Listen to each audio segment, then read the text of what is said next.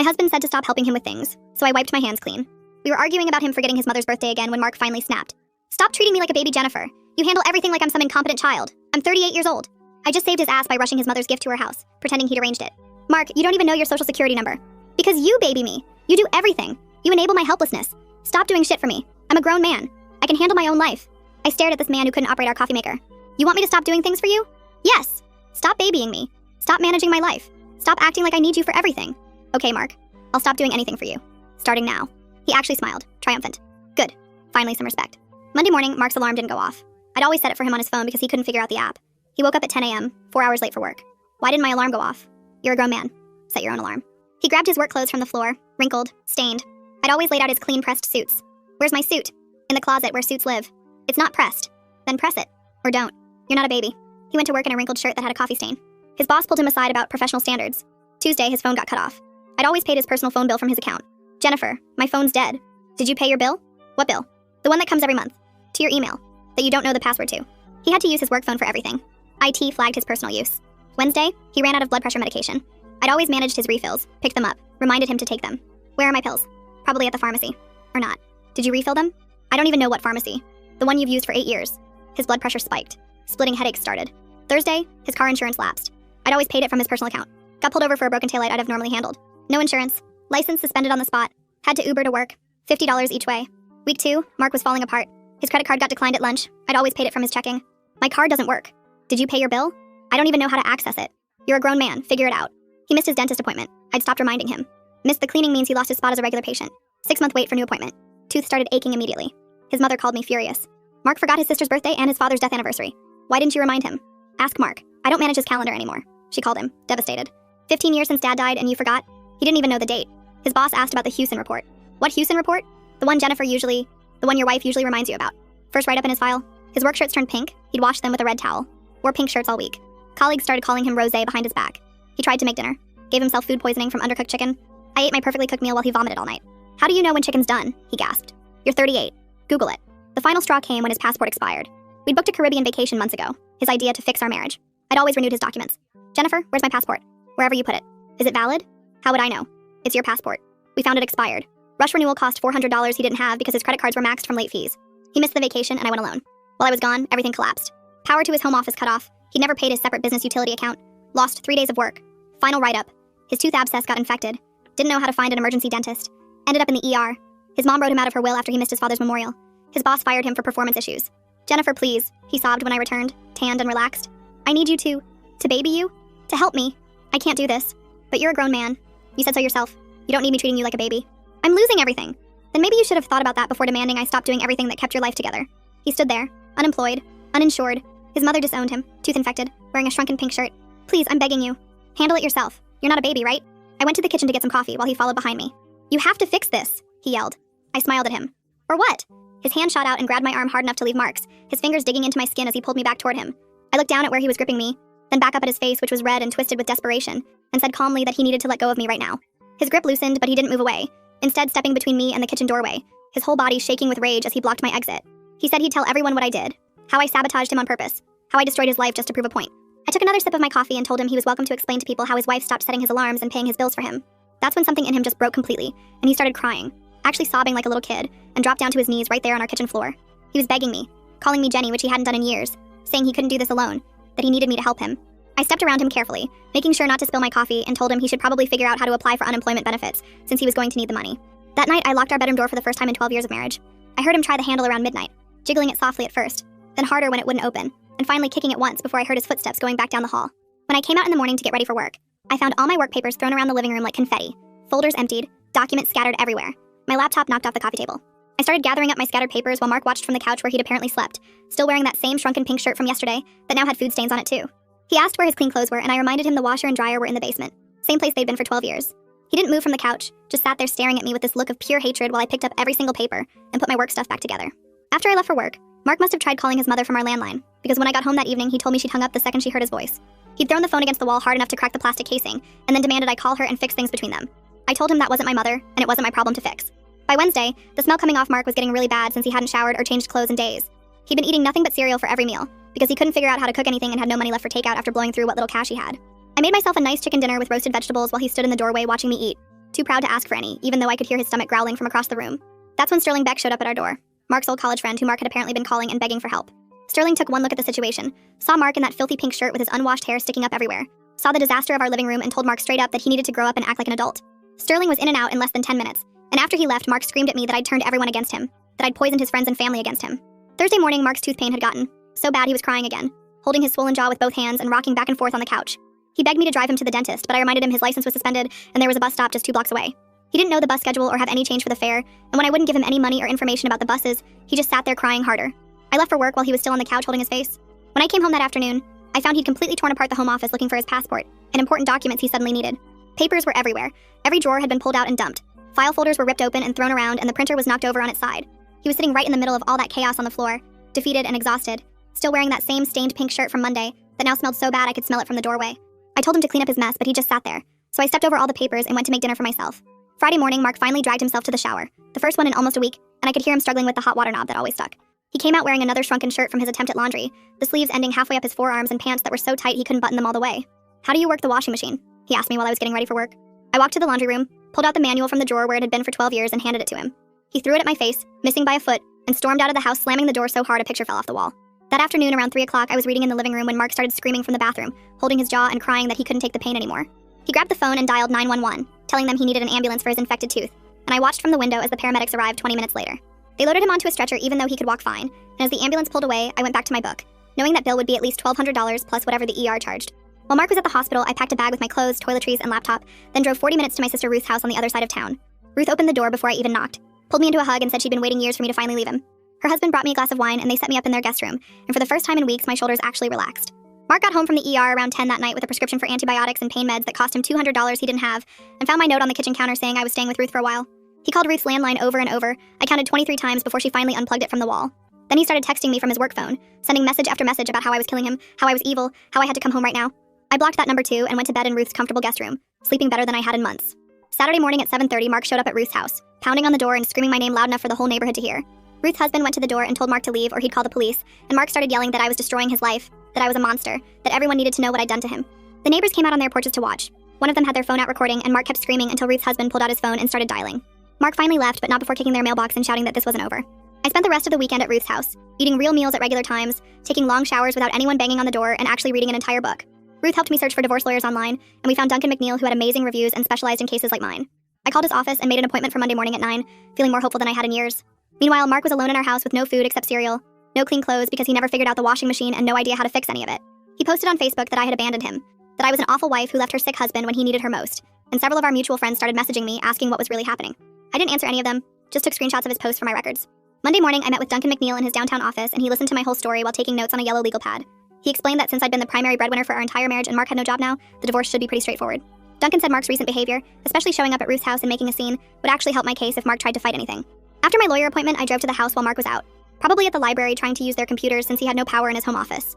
The place was worse than I'd ever seen it. Dishes piled so high in the sink that they'd fallen onto the floor, garbage bags torn open with trash spilling out. That awful smell even stronger now. I took photos of everything with my phone, making sure to get the torn apart office, the destroyed kitchen, the laundry room where the manual I'd given him was still on the floor where he'd thrown it. I grabbed more of my clothes, my important documents from the filing cabinet, and my grandmother's jewelry box that Mark had always said was ugly.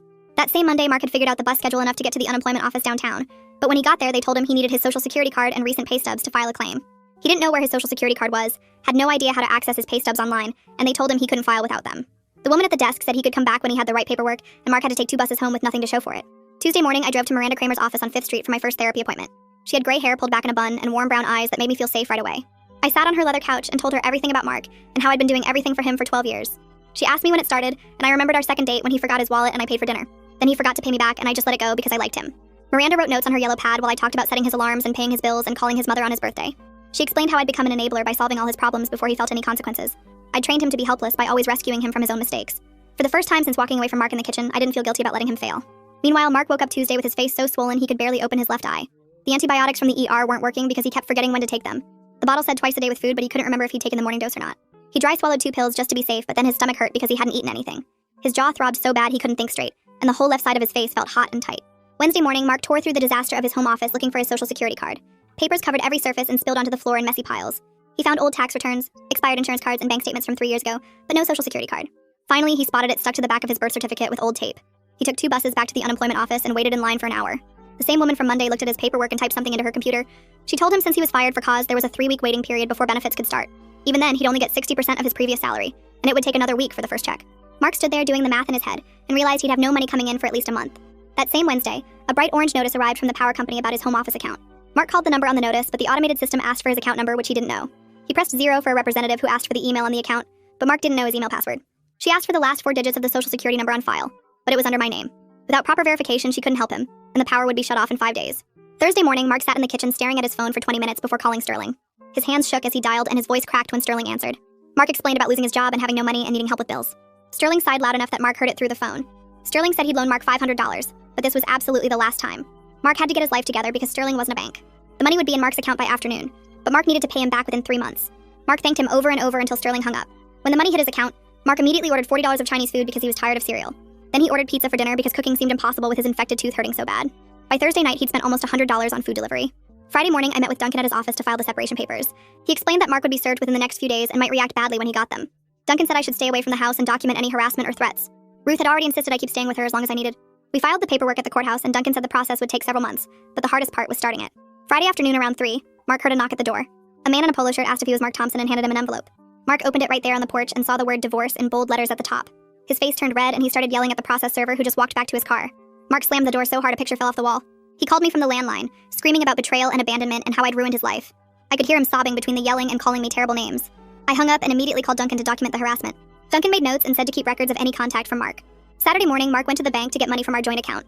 The teller pulled up the account and told him half the money had been withdrawn and transferred to a new account. Mark had about $1,200 left total with no income coming in. He yelled at the teller that it was theft, and she needed to reverse it right now. She explained that both parties on a joint account had equal access to the funds. Mark demanded to speak to a manager who told him the same thing. He spent an hour arguing with them before security asked him to leave. Over the weekend, Mark's sister called their mother and convinced her to at least meet with Mark. His mother called him Saturday night and agreed to meet for coffee Sunday, but made it clear she hadn't forgiven him. The coffee shop was 3 miles away, and Mark had no money for an Uber after spending Sterling's loan on food. He walked for almost an hour in his dirty clothes that didn't fit right anymore. His mother was already there when he arrived, sitting at a corner table with her arms crossed. She looked older and tired and wouldn't make eye contact at first. Mark sat down and tried to apologize, but she asked him what date his father died. Mark's mind went blank because he'd never actually memorized it, just relied on me to remind him every year. His mother's face crumpled when she realized he truly didn't know. She stood up and told him he was exactly as selfish as she'd always feared. She left after less than 10 minutes while Mark sat there alone. The rain started on his walk home, soaking through his thin shirt and making his infected tooth hurt even worse. Monday morning of week 4, Mark decided to finally tackle the mountain of dirty clothes piled in the bedroom. He dragged everything down to the basement and dumped it all in the washer together. He turned the dial to hot because hot water cleans better, right? He poured in way too much detergent and hit start. An hour later, he pulled out a mess of shrunken work clothes and gray underwear that used to be white. His last decent dress shirt was now tight enough for a teenager. He stood there staring at the ruined clothes and something inside him just snapped.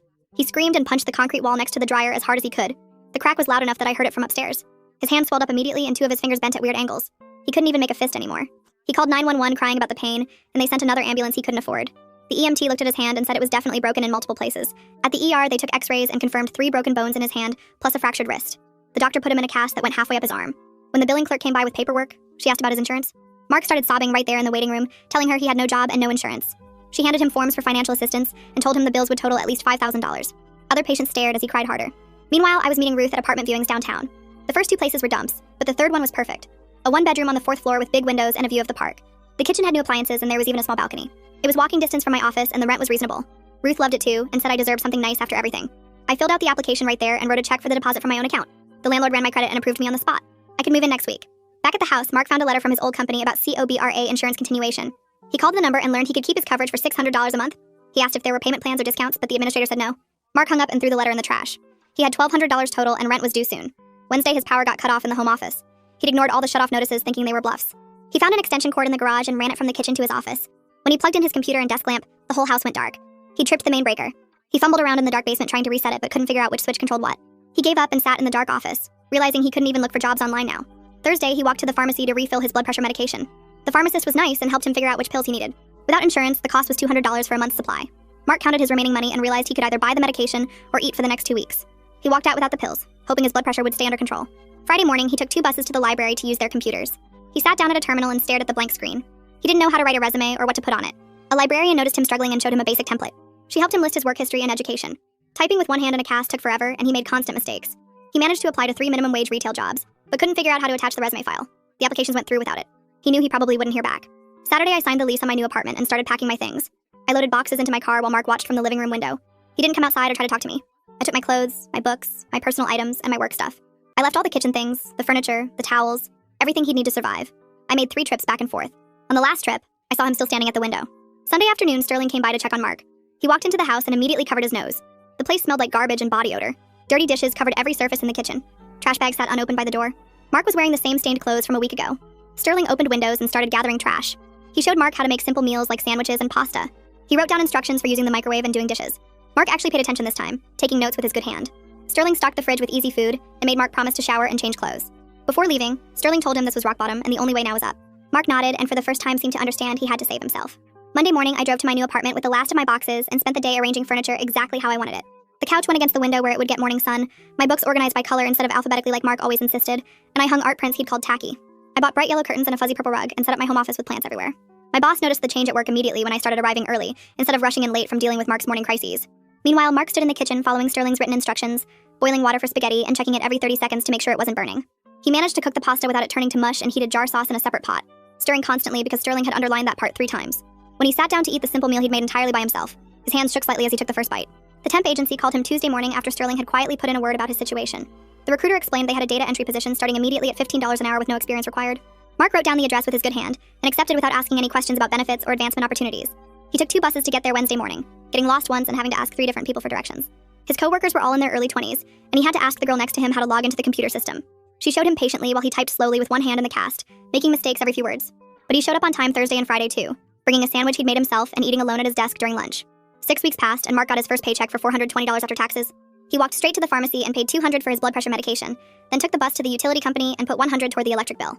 The remaining money went to groceries, actual ingredients Sterling had written down for him instead of just cereal and bread. His sister called their mother and mentioned Mark had been working at the temp agency for over a month. His mother agreed to meet him at the same coffee shop where she'd walked out on him before. This time Mark showed up early, and when she arrived, he immediately apologized for missing their father's death anniversary. March 15th, he said quietly. She didn't smile or reach across the table, but she stayed for the full hour and agreed to meet again next month. 2 months later, Mark was typing 40 words per minute with both hands now that the cast was off. He'd learned the computer system well enough that new temps asked him for help. Every Sunday, he cooked 5 containers of the same spaghetti meal for the week and did his laundry in cold water with the colors separated. The house still had dishes in the sink sometimes and dust on the furniture, but the trash went out weekly, and the bathroom was reasonably clean. 8 months after that kitchen confrontation where he'd screamed at me to fix everything, the divorce was final and the house sold. Mark texted me from a new prepaid phone about some tools in the garage we'd both forgotten about. His message had proper punctuation and no demanding tone, just a simple question about who should keep them. I texted back that he could have them and gave him the garage code. He replied with just, thanks, and that was it. He'd moved into a studio apartment near the bus line, still working at the temp agency where they'd promoted him to training new hires. His mother came for dinner once a month and he remembered to call her on her birthday.